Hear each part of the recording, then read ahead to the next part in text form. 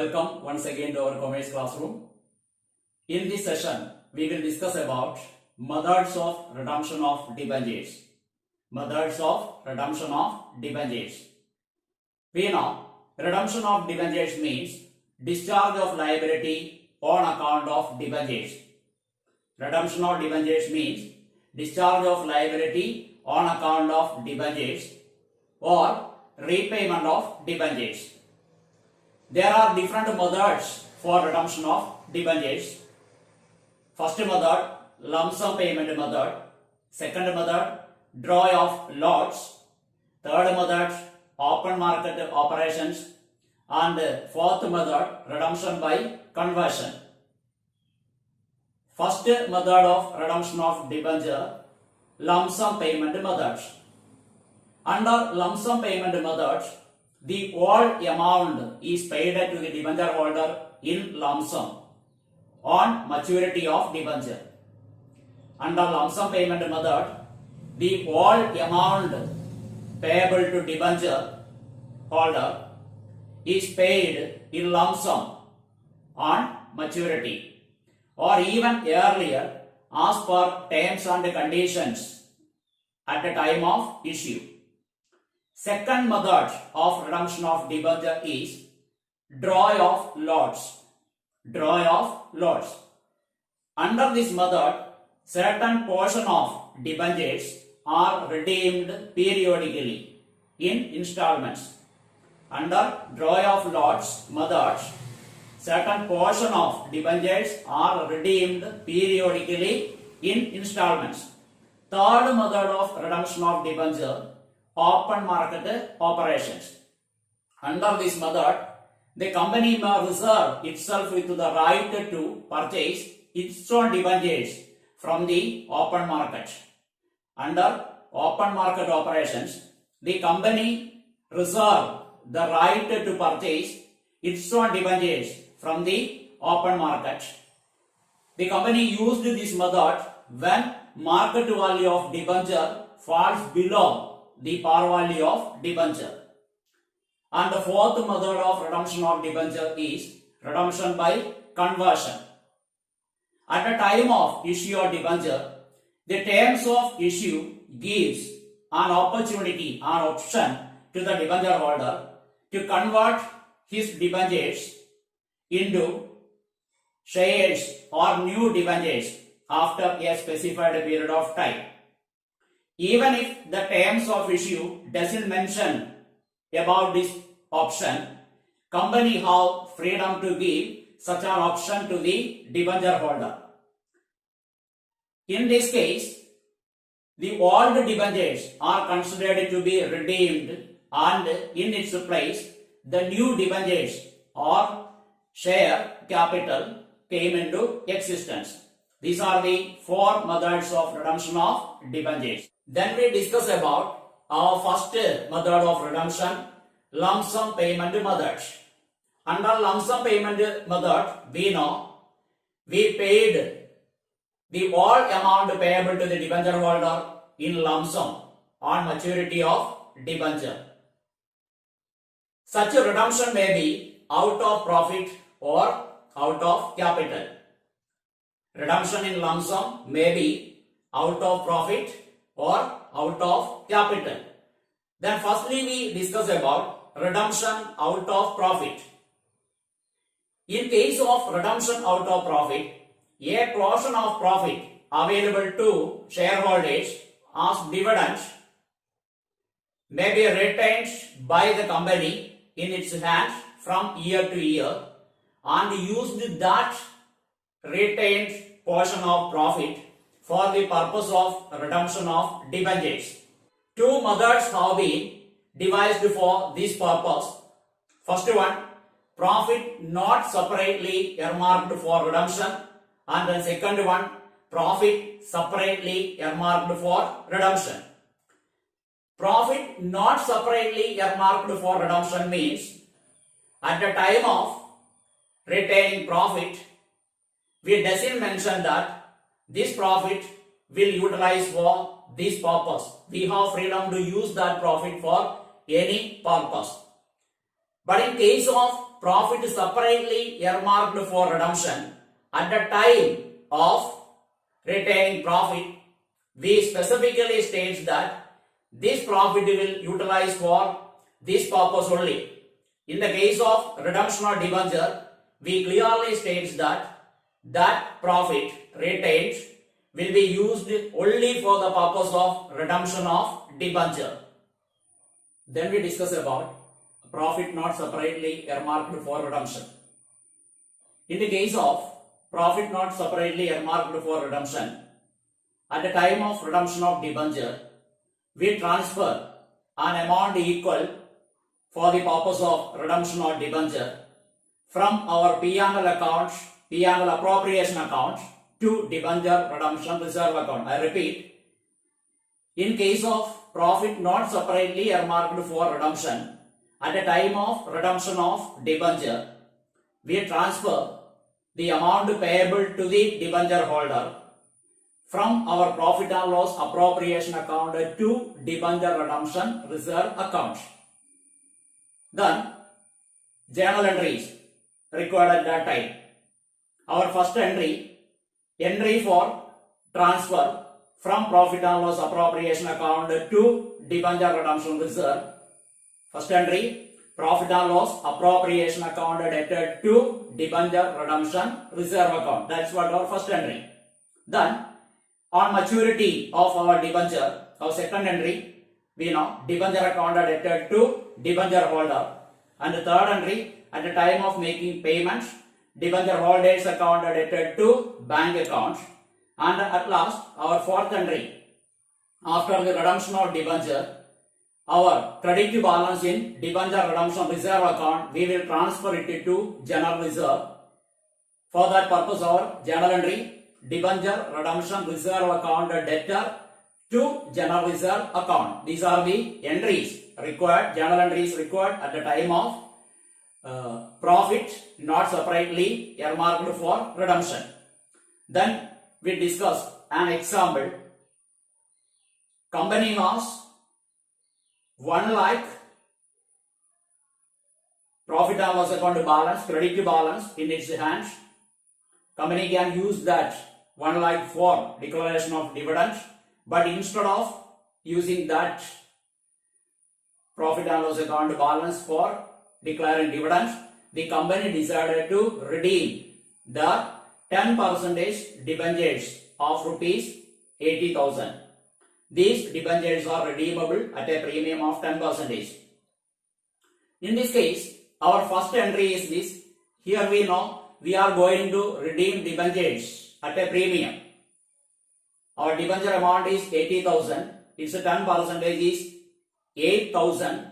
So we have to pay premium on redemption 8,000. So first entry, profit and loss appropriation account debted to premium on redemption or debenture 8,000, both in debit and credit. Then our second entry, we have to transfer 80,000 from our profit and loss appropriation account to debenture redemption reserve.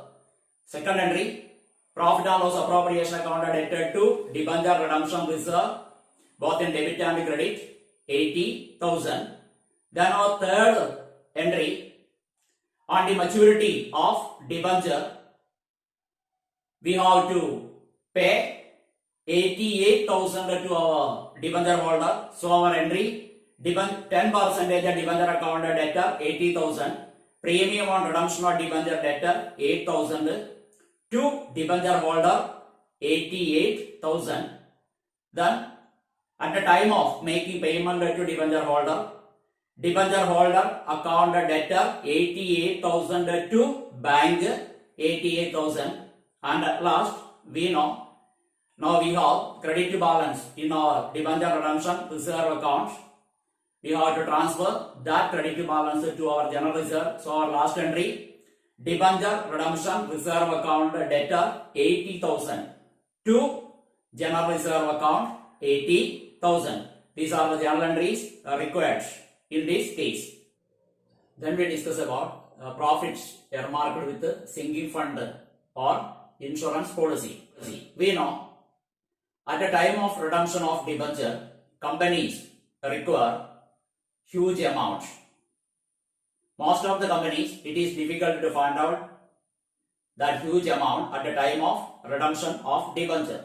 So, it is prudent to make necessary arrangements for redemption from the year of issue of debenture to ensure availability of funds at the time of redemption of debenture.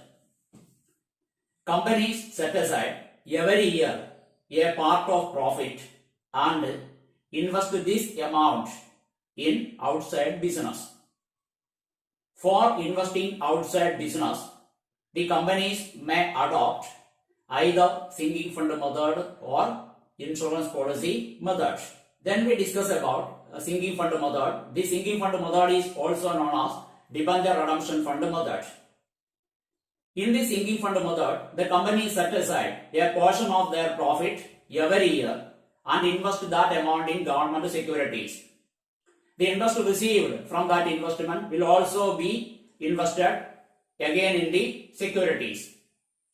On the maturity of debenture, the companies will sell this investment and utilize that amount for the purpose of redemption of debentures. Then we discuss what are the journal entries required in case of this sinking fund. First year, our first entry required is annual appropriation. Annual appropriation here means from our profit we transfer a portion for investing in government securities. So we have to decide that annual appropriation. We decide this annual appropriation on the basis of sinking fund factor. In the sinking fund factor, we know if we invest 1 paise in this year, it will increase to that much paise or rupee by this much years. This is actually what is sinking fund factor says. So by using the sinking fund factor, we will find out the amount required for annual appropriation. Our first journal entry for annual appropriation, profit and loss appropriation account added to sinking fund. Then our second entry, at the time of making investment, sinking fund investment account added to bank. Then in our second and subsequent years, in our second year we know, firstly we get interest for our investment in the previous year. At the time of receiving our journal entry, bank account added to interest on sinking fund investment account. Then we transfer that interest on sinking fund investment account to our sinking fund. So second entry in the second year, second and subsequent years, interest on sinking fund investment account added to sinking fund. Then we make annual appropriation, journal entry, profit and loss appropriation account added to sinking fund. Then lastly we make investment. At the time of making investment, we want to take our funding. At the time of investment, we have to invest our annual appropriation, that amount, and also interest received. So here our investment amount is equal to annual appropriation plus interest received. For investment, our journal entry, sinking fund investment account added to bank. Then in our last year, we repeat these entries. Our first entry, bank account added to interest on sinking fund investment account. Then we transfer this interest to our sinking fund, interest on sinking fund investment account added to sinking fund. Then third entry for annual appropriation, P and appropriation account added to sinking fund. Then our fourth entry, this year we are not going to invest amount in securities. Instead of that investment, we are going to realize, we are going to sell our government securities. So our fourth entry will be bank account added to sinking fund investment account. Bank account added to sinking fund investment account. At the time of this sale, we have either profit or loss on that sale of sinking fund, sale of investment. If we have profit, our journal entry, sinking fund, investment account added to sinking fund. If we have loss, our journal entry, sinking fund account added to sinking fund, investment account. Then on maturity of our debenture, we know our journal entry, debenture account added to our debenture holder. Then at the time of making payment to debenture holder, our journal entry, debenture holder account added to bank. Then after the redemption of debenture, we have to transfer credit balance of our sinking fund to general reserve. So our last entry, sinking fund account added to general reserve. These are the journal entries we record under this sinking fund method. Then we discuss about insurance policy method. In case of insurance policy method, the companies take an insurance policy annual appropriations used for the purpose of paying insurance premium. On the maturity of our debenture, along with it, our insurance policy will also mature. Insurance company will give us amount and we use that amount for the purpose of redemption of our debenture. This is what our insurance policy method. Then journal entry is needed. At the time of paying premium, our journal entry, debenture redemption fund policy account added to bank. Then for annual appropriation, P&L appropriation account added to debenture redemption fund account. Then in second year and subsequent years, we repeat the same entry, and in last year we repeat these two entries again for paying premium, debenture redemption fund policy account added to bank, and annual appropriation, P&L appropriation account added to debenture redemption fund account.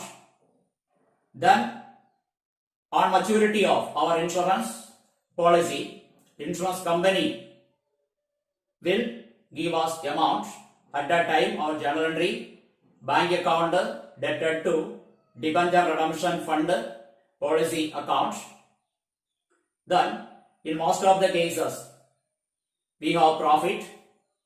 If we have profit, our journal entry, debenture redemption fund policy account debted to debenture redemption fund. Then on maturity of debenture, our journal entry, debenture account debted to debenture holder. Then on making payment to debenture holder account debted to bank. And at last, credit balance in our debenture redemption fund account, we will transfer it into general reserve. So our journal entry, debenture redemption fund account debted to general reserve. Then we discuss about redemption out of capital. If we not use profit for the purpose of redemption of debentures, that type of redemption is known as redemption out of capital. But as per government guidelines, it is compulsory to transfer 50% of the amount of debentures to be redeemed to debenture redemption reserve account before starting redemption of debentures. So, practically, redemption out of capital is not possible. I think the topics explained here is clear for all of you. We will meet again. Till then, goodbye.